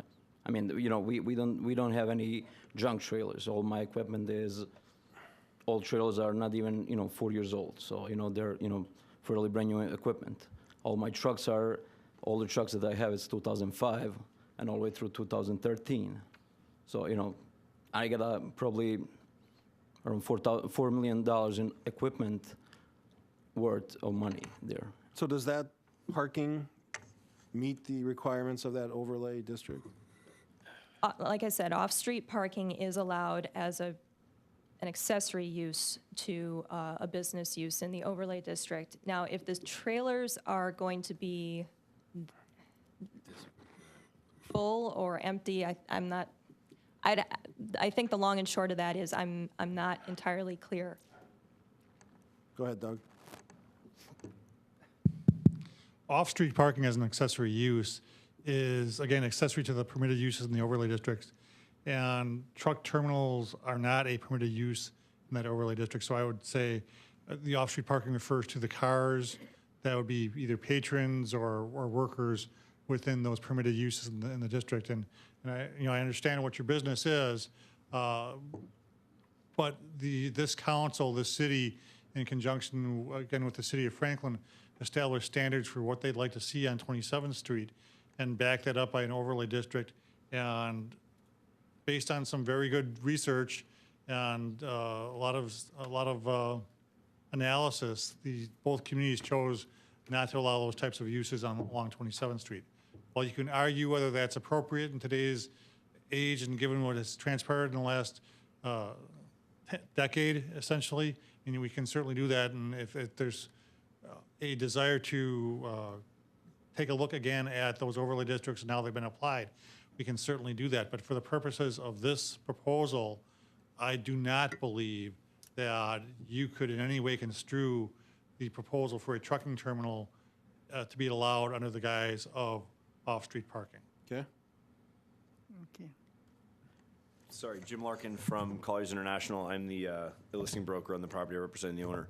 Would did you put your address? We need your address. Sorry, 1243 North 10th Street, Thanks. Milwaukee. If we deem this as just simply a truck repair facility per what we talked about this afternoon, would that then allow us our occupancy? Allow occupancy for, Under the permitted uses from the 1995, the previous user. this exact plan would not be allowed to continue. No, he's asking under the 95, That's under the rules. 95. It would So be we would not be allowed just simple, you know, kind of we mock this up as far as our trailer storage. That would not be allowed is what you're telling us. correct, no trailer storage. correct. Okay. Now, looking forward, and I may be jumping the gun here a little bit, I'm representing, like I said, the sell of the property. Is there any, and we went through it, and I think I'm the reason why Carrie's had such a long day with the city attorney. Is there any other uses that would be permitted underneath and under the overlay? As a manufacturer, for instance, would that, under the M1 zoning, which it is currently, is that something that we could do here? Or I'm looking at an owner who's saying, well, what am I going to do with this property? I'm selling it for land now. And they took it in deed in lieu foreclosure with the American Fireplace guys who went out of business. And now they're sitting on this saying, what are we going to do with this? And that's a question we should have an offline conversation with, given the fact that we posed a specific question and the city attorney got a specific answer. Given that the circumstances would change, I would want them to weigh in on that answer. My guess, based on what I'm hearing in their legal opinion, is that if it is not anything other than what was specifically allowed in that 1995 approval, if it is not specifically permitted in the overlay district, it would not be allowed. But that's, Was this overlay done, and again, I wasn't here in '05 when the overlay was done. Was all the Drexel Town Center stuff put together when this overlay was put together? no. So that's kind of, you know, I'm just, did you say I'm switching the questions? I'm trying to get my handle on all this stuff here, so. It's not close to Drexel Town Square. No, I know. I'm just trying to get my idea on your development kind of things. You know, I understand with NML and the plan is to develop 27th Street as office. This is not an office site, and I think we're all in It's a agreement with long-range that. plan to kind of change the dynamic of 27th Street. Understood. And is there a way then that, you know, and I think I've got my answer, but I'm going to ask a different way. If we did something sort of a little bit more temporary, where we gave you guys the option to come to us and say, hey, listen, it's time for, we want to redevelop this now. Will you allow our use temporarily, or is it just, no, we can't, we're not going to approve you? Are we all we're saying is we can't allow trucks to be stored outside? Isn't that what we're essentially saying? Well, On the property? the use of that property is governed by that overlay district unless it is something which is specifically allowed by the previous approval by the Plan Commission. So from what I understand of, and what we talked about is, I'm allowed to put a bank, I'm allowed to put medical, I'm allowed to put dental clinics on here, but I can't use the facility for what it actually is right now. Right now, what? that is the case. So- And again, be happy to explore alternatives to that, but we cannot do that within the framework of this conditional use permit request. Fair enough. Okay. So for the operator, he can operate his truck repair as it inside the building and all that? Truck repair, forgive Said me, yes was on that that, right? allowable? Just so he knows what the rules are.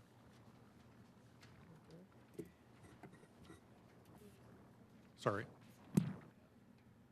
The specific approval in 1995 was for truck and equipment sales and repairs, no outdoor storage. Okay.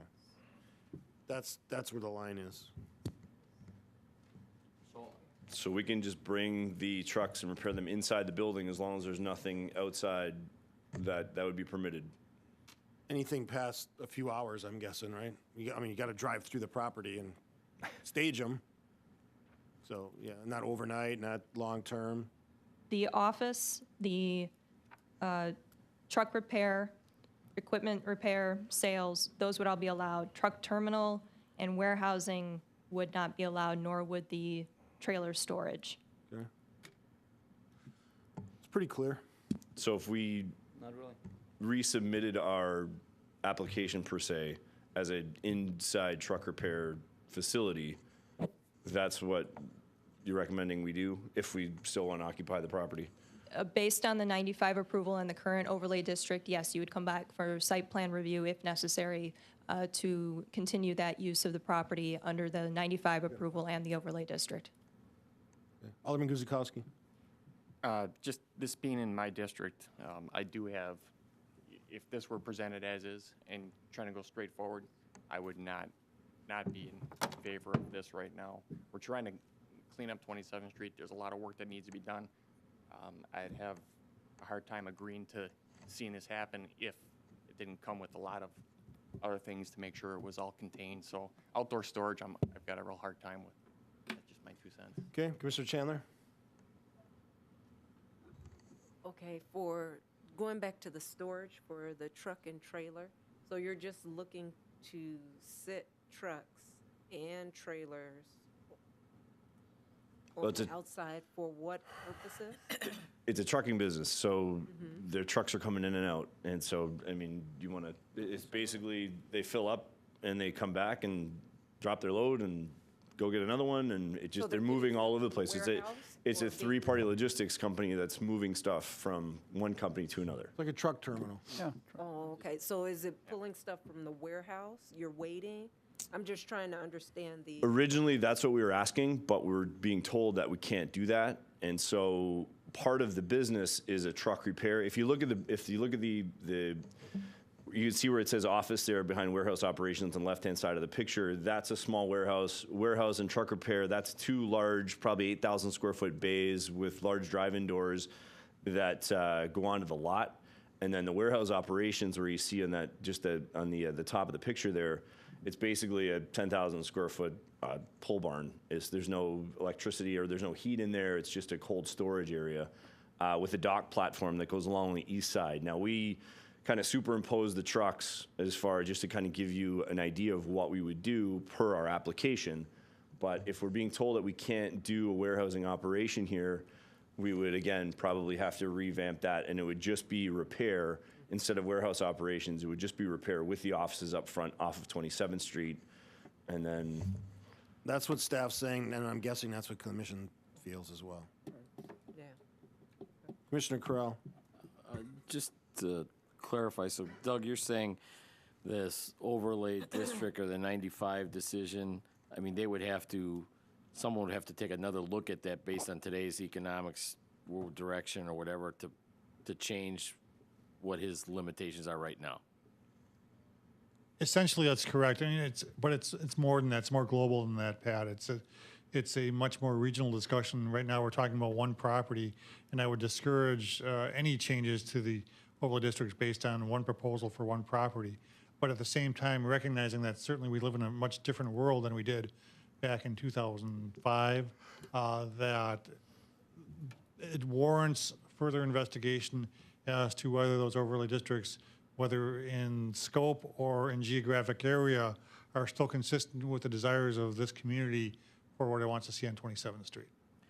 I get it, and not for this one property, but I do think looking at it and what we looked at, Commissioner Dickman, 10, 12, 14 years ago, and what's all happening to your point of Drexel Town Square, that's a long way off what our picture was then in terms of where it might. So I do think at some point it should be looked at, or you're kind of landlocking some of those other, not just this property, any of that development. Yeah, I don't think you'll find anyone that disagrees with the idea of revisiting those overlay districts, but it's just not something we can do within the context of a specific proposal.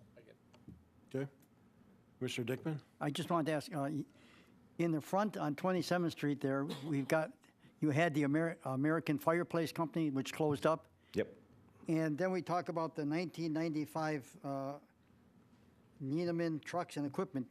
Was that American Fireplace part of that discussion? Or that was in the back of it? No, it was probably 2 or 3 owners. American Fireplace is probably 2 or 3 owners after the trucking guys were in there. Okay, that's how I'm confused. I didn't know how it fit into this. I think the Doros owned it. Doro family owned it before American Fireplace, and then Dyer Pogo, who are the owners of this now, bought the note that American Fireplace had, and then they foreclosed on that note when obviously they didn't pay their mortgage, and so now they're sitting on the property. Okay, but it is part of this proposal here that you were talking about. You'd be using that building. Is that correct? Yes, absolutely. We're here to get our occupancy permits so that we can use the building. Okay. Yes. Okay. I appreciate also your thought and your thought of trying to go after something and look at the bigger picture too. So, No, absolutely. And I think we've got a great business that wants to come in and be a part of Oak Creek. Obviously, the location next to 94 is second to none. And so where they are now, it's a much better location. And so that's what's driving this whole thing. And so we've got a very interested seller that I have to report to tomorrow to let them know what we can do here in the morning. So we'll see how it goes. Okay, anything else? Motion on... Mayor? Yes. Mr. Cressy. I figured you'd have to say something tonight. Just in the interest of full disclosure, it's a rather unique structure, and I haven't been in there for several years, and the fire suppression is generally non-existent. There is no sprinkler system in there right now. So I would encourage I would certainly encourage the seller and any potential occupants to reach out to the fire department well in advance. Certainly understanding the dynamics now of what can and can't be done there, and certainly there's some money at play. I would stress that you contact the fire department because certain occupancies will require fire suppression, and that's something that any potential occupant should weigh. As part of the application process, we had to get the inspector through, and he came through the building and met me there, and he walked through and said he would have to get you and 5 other guys through. And we tried to, then we were told that we had to go through this process before we can get that inspection done, and we tried to get those, because I've got, Mr. Dadata here is just saying, if he's got to spend another $300,000 to $500,000 on this property to sprinkle it, to do all these other things, we don't have a deal anyway. And so we tried to go that way and we couldn't. So that's why we're here. We're trying to go through all the proper channels. And so, I think we're getting the answers that obviously we need. Thank you. Any other comments? Motion on 7E. Go ahead. Thank you. And rather than making a motion on this, I would appreciate certainly if the applicant were given the option for withdrawing at this point, and thus being entitled to a good portion of their application feedback, if that's what they wanted to do. Applicant wish to do that? I'll withdraw. Okay, we're Withdraw. agreeable. Just hold the item, or How do you handle? just withdraw it? Just withdraw? All right, so it was a good discussion. Okay? All right, I think that's it. Any amendments? How about the last? One more question. If I Go may. ahead, come on up. Now, if I wanna buy property just as a repair shop, so how could I, repair something if I don't have anywhere to park? I mean, obviously, Peterbilt, they were just here, and I know them because I take my equipment to them. They're allowed to park trucks and trailers outside of their property. So how would you, how would you allow someone to have a repair shop without having a parking lot outside? I think Doug can answer that.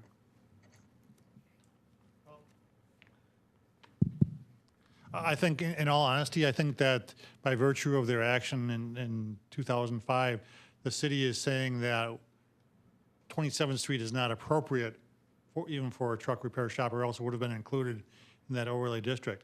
The only reason why we're saying that a repair shop would be allowed is given the prior approval that was given towards this property specifically in 1995. So, without making any judgments about what your business is, but just speaking in terms of what this community wanted to see for 27th Street, that is not one of the uses that we wanted to see on 27th. Are there properties, and again, this gets into side conversations, but is there places where the applicant could find an allowable space and legal allowances to do what he wants to do? Yeah, we were certainly willing and able to explore those possibilities. I can't speak to one right now specifically, but. It's my job for tomorrow. Yeah. All right. So Thank you. if we can help, we'll help. The staff's willing to step up for you. All right. Okay? Thanks. Thank you. Thanks, guys. Thank you. I have 8 as scheduling and general announcements. Do we have one more? We have F. F is a hold. Okay. I said it like 3 times already. Yeah. Okay. You guys want to talk about 7F? Everybody's fired up about it. For scheduling and general announcements, I just wanted to bring to the Plan Commission's attention that we have very few meetings left for the year. We have the November 25th meeting and the December 9th meeting. There is no scheduled December 23rd meeting, and I'm assuming that's okay with everyone? Yeah. Yeah. You said November 25th, and We have November 25th and December 9th as being the last scheduled Plan Commission meetings of the year. Yeah. Just a general announcement, Focus 2035 is our kickoff meeting for updating the comprehensive plan. That'll be here tomorrow night, 6 p.m. All are welcome and encouraged to attend, although you are under no obligation. Just a quick question on that. So Yes. the public is not allowed to ask questions at this? No, that's not the case, but what we are going to do is, it's not a formal public participation event, it's more of an informational event. Right. That's the first part. If there are questions, absolutely, we will answer them, but it's not necessarily the first public participation event, if you will. We will be talking about participation as a whole, as a concept, and when those opportunities might arise. We are going to launch an online public participation, what's the word I'm looking for? Application, I suppose you could say, that we're very excited about. So that would allow people to participate on their own time without necessarily having to come to a meeting. Is it MetroQuest? It's SMAP or SMAP. Oh, okay. So all you need is an internet connection and a willingness to sign up. Okay. I had a meeting on MetroQuest I was curious about. Okay. So, like I said. Just so you know, people will ask you questions. No, we expect that people will ask questions, but it really is intended to be, an initial event so that people can get an idea of what it is, what we're trying to do, acquaint people with the comprehensive plan, the process for updating it, why we're doing it, those kinds of things. I know Commissioner Dickman has a list of at least 10 hard questions. I to do ask. too. No. And we will be asking for some participation on a subcommittee level to assist with reviewing certain sections of the report, drafting the sections as you possibly can. We're looking for this to be a holistic approach as identified as a comprehensive plan, getting everybody involved and, making sure that this isn't just a staff-driven project, that this really is representative of what the community desires. I think Carrie could ask a question. When you said a subcommittee, would it be open to having any members of the Planning Commission be part of that? Or would you rather that it be, completed and then you present it to the Planning Commission? Wally, I take that as a volunteer. Yes, he wants to. I volunteered 20 years ago for the 2020 We would plan. still be presenting to the Plan Commission, but this would assist us in moving forward so that the Plan Commission can have more of a more complete version rather than trying to muddle through some working documents. When was the 2020 plan put together? I'm sorry? When was the 2002 it was adopted. So it's 12 years later. How do we look now as compared to what we envisioned in 2002? We are very different. That's part of the reason that we are updating this is because what was envisioned in 2002 and actually before that, and since the planning process started in 99 and probably before that, there have been a lot of changes to the city with development, with concepts and ideas, Drexel Town Square, obviously, the Lake Vista project, and also just changing environments based on the things that we've seen throughout the nation. I mean, who would have expected the economic crash, and who would have, predicted some of the things that we've gone through, housing boom and bust, those kinds of things. So, just kind of identifying the fact that we've gone from one place as a city to, an incredible change at identifying those things as well as where we want to go in the future. So will part of the discussion be focused on our tremendous asset of the lakefront that we have wasted for 80 years and now we're actually trying to do something with? You know what? Maybe you should come to the meeting. No, just Ooh. No, yes, we will. And part of the requirements are actually statutorily mentioned. So there are 9 elements that are required for any comprehensive plan according to the statute, and I think there's 14 goals.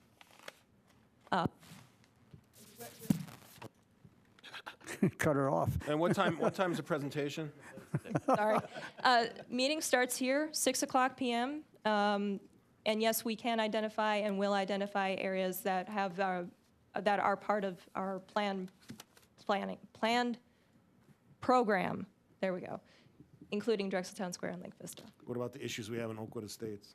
But it was expected when the 2020 plan was approved that there would be changes because it's supposed to be a guide for the future, not everything. It is a living document. Yeah. In some sense, yes, but in this case, you have new projects, large projects that you can actually shape with the plan. Right. Where in the past, you were just kind of spitballing and saying, this is what I'd like to see. So you do have some direction. It is a guide, and yes, we are identifying that we have pressed forward in certain ways, and that the vision may have changed slightly about how we go into the future. Is Pete going to talk at all, or is it just you tomorrow? Pete? No, you don't, sorry. I'm just curious. But I will take this as an opportunity, as the mayor had so amply introduced there, that given the discussion about the lakefront, that there will be opportunities in the very near future for you as members of the Plan Commission to take a much more active role in the implementation of the Lake Vista Plan, and specifically on two projects that both Carrie and Pete are overseeing in the development of the active recreational fields on the DuPont properties, as well as some of the Lakeshore Park and terrace areas that are being developed just south of that on the city's public park. So look for that in the very near future. We do need your help, and we would ask that if you've got a little time to spare, we'd love to have you kind of shape the future of that lakefront. Okay. Should be a good discussion. Doug stole my thunder. That was item 3. Yeah, no, that's exciting. So How long do you expect tomorrow to last? You got some. tomorrow we're planning for 2 hours. Not that it'll last that long. We'll have a brief presentation. We'll have some display materials. But we're really there more to give information. We have no real idea about turnout, so I heard hundreds. hundreds? Gotta order more food then. You got food? No, we do. Just good. We'll all show up then. I'm going to move my meeting over here. We don't have food. Wow. I think that was it in terms of announcements. Yeah, Thank that's you very good. much. Good.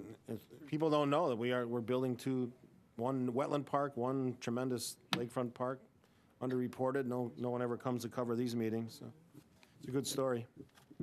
Anything else? Motion to adjourn. Carrillo moves to adjourn at 8:06. 8:06. Guzikowski, will second. Seifert seconds. I think Guzikowski got it. Guzikowski jumped the gun and got it. You are the winner, my friend. Fred, second? Right. Third. Third? Third, yeah. Oh, sorry. Roll call. Dickman, aye. Johnston, aye. Carrillo, aye. Scafidi, yes. Guzikowski, yes. Corral, aye. Seifert, aye. Chandler. Better about my voice. Thank you for watching, and we'll see you next Tuesday, I believe, right? Yeah? Yeah, next Tuesday. Thanks. Have a good night. Yeah.